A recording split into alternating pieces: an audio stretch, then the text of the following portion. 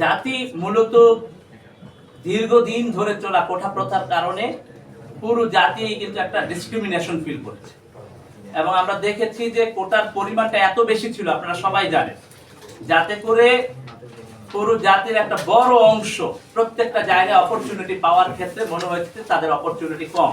খুব স্পষ্টভাবে এটা আমাদের সামনে হাজির ছিল। তো আমরা মনে করি যে যে সমস্ত শহীদ পরিবার এবং আহত যাদের যে বাস্তবতা, সেই বাস্তবতা অনুযায়ী সরকারের পক্ষ থেকে নানা ধরনের সহযোগিতা, চিকিৎসা পুনর্বাসনের প্রশ্ন আগে সমাধান করা দরকার। তারপরে বিভিন্ন সুবিধাদি দেওয়ার ক্ষেত্রে আমি মনে করি যে আমরা যে আন্দোলনটা করেছি, এই আন্দোলনটা আমরা করেছি হলো এই বৈষম্যের বিরুদ্ধে। সুতরাং আমরা প্রথমত যদি শহীদ এবং আহতদের স্বীকৃতি এবং তাদের মর্যাদার প্রশ্ন এবং পুনর্বাসন চিকিৎসার প্রশ্ন ডিল করতে পারতাম, তাহলে আজকে কিন্তু এই প্রশ্নটা আমাদের সামনে আসতো না। তো আমি মনে করি যে আগে আমাদেরকে ওই জায়গাটা ডিল করতে হবে, যে পুনর্বাসন চিকিৎসা এই প্রশ্নগুলো ডিল করতে হবে। এবং আমরা মনে করি যে সন্তান নাতিপুতির যে কোটা ব্যবস্থা, এই কোটা ব্যবস্থা জাতির জন্য ভালো না। আমরা এই কোটা ব্যবস্থাকে মনে করব যে এর মধ্য দিয়ে আবারও বৈষম্যের ধারা তৈরি হতে পারে। ব্যক্তিগত বা দলীয় উদ্যোগ নয়, জুলাই ঘোষণাপত্র এই রাষ্ট্রের উদ্যোগ। নাহিদ ইসলাম সহ সবাইকে অনুরোধ করব, যদি এই সরকার ব্যর্থ হয় তাহলে আসেন আমরা একসাথে আবার আন্দোলনে নামব। ঘোষণাপত্র আমাদেরকে আদায় করতে হবে। আমরা গণ অভ্যুত্থানের সঙ্গী, আমরা একসাথে এই লড়াইটা করেছি। জুলাইয়ের ঘোষণাপত্র আদায়ে, জুলাইয়ের গণ অভ্যুত্থানের সকল সঙ্গীকে সাথে নিয়ে আবারও আমরা রাজপথে নেমে আদায় করতে বাধ্য করব। আমাদের ভাবনাটা আমরা স্পষ্ট বলেছি। আমরা মনে করি যে নিম্নকক্ষে বর্তমানে যে পদ্ধতি প্রচলিত আছে, সেই পদ্ধতিতে নির্বাচন বাংলাদেশের সরকারকে স্থিতিশীল করা এর জন্য জরুরি। কিন্তু একটা উচ্চ কক্ষ লাগবে, যে উচ্চ কক্ষে মূলত পিআর সিস্টেমের মধ্য দিয়ে উচ্চ কক্ষের সদস্যগণ মনোনীত হবে। তো এই যে উচ্চ কক্ষ থাকলে কি হবে? উচ্চ কক্ষ থাকলে উচ্চ কক্ষ এবং নিম্ন কক্ষের মধ্যে একটা ব্যালেন্স তৈরি হবে। অর্থাৎ রাষ্ট্রের গুরুত্বপূর্ণ সাংবিধানিক প্রতিষ্ঠানগুলোতে যে নিয়োগ, সেই নিয়োগ নিয়ে কিন্তু আলাপ আলোচনা চলতেছে।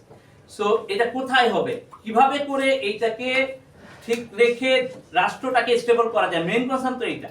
আমরা তো ভয় পাচ্ছি, কারণ দীর্ঘ একটা ফ্যাসিবাদী শাসন আমাদের উপর এমন ভাবে চেপে বসেছিল এবং রাষ্ট্রীয় প্রতিষ্ঠানগুলোকে ধ্বংস করে দিয়েছে দলীয়করণের মধ্য দিয়ে এবং একটা ফ্যাসিবাদের মধ্য দিয়ে। সুতরাং এই ভয় থেকেই আমাদের একটা আশঙ্কা তৈরি হয়েছে যে এই প্রত্যেকটা প্রতিষ্ঠানকে কিভাবে শক্তিশালী করা যায় এবং নিরপেক্ষ পেশাদারিত্বের মধ্যে নিয়ে আসা যায়। তো সেই জায়গা থেকে আমরা মনে করি যে উচ্চকক্ষ তৈরি করে সেখানে প্রপোর্শনের বেসিসে করলে সমস্ত চিন্তাগুলোর সমন্বয় ঘটবে এবং সেইখান থেকে জাতি দিক নির্দেশনামূলক অনেকগুলো ব্যাপার পাবে। তো এইটা হলো আমাদের দৃষ্টিভঙ্গি। সেটা ক্যালকুলেট করবে কিভাবে? আপনারা সেটা বলছেন উচ্চকক্ষে সেটাকে ক্যালকুলেট করবে কিভাবে? আপনি কি সংসদ সদস্যের ভিত্তিতে আমরা বলছি ডাইরেক্ট ভোটের ভিত্তিতে। আমরা নিম্ন কক্ষের সংসদ সদস্য যেটা ওই অনুপাতে না, আমরা বলতেছি প্রাপ্ত ভোটে প্রত্যেকটি দল যে প্রাপ্ত ভোট পাবে ওই অনুপাতে উচ্চ কক্ষের। আমাদের কথা হলো যে জুলাইয়ের গণ অভ্যুত্থানের যারা নেতৃত্বে ছিলেন তাদের ব্যাপারে মানুষ কি দেখতে চায়, তাদেরকে মানুষ নেতৃত্বে দেখতে চান যেমন, এমনকি তাদের সাথে সততার ব্যাপারটাও দেখতে চান। আমি মনে করি যে সততার প্রশ্ন ডিল করতে ব্যর্থ হয়েছে এবং সেইখানে নানা ধরনের প্রশ্ন স্থানীয় পর্যায়ে এবং কেন্দ্রীয় পর্যায়ে আপনারাও শুনেছেন, নানা ধরনের দুর্নীতির কথা, চাঁদাবাজির কথা এবং এই ধরনের কথা আমাদের সবার কাছে নানাভাবেই এসেছে, আমরা দেখেছি।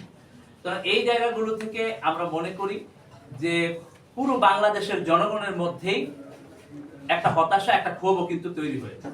সেইখানেই আমরা মনে করি যে আপ বাংলাদেশ তার স্বচ্ছতা ধরে রেখে কাজ করতে হবে।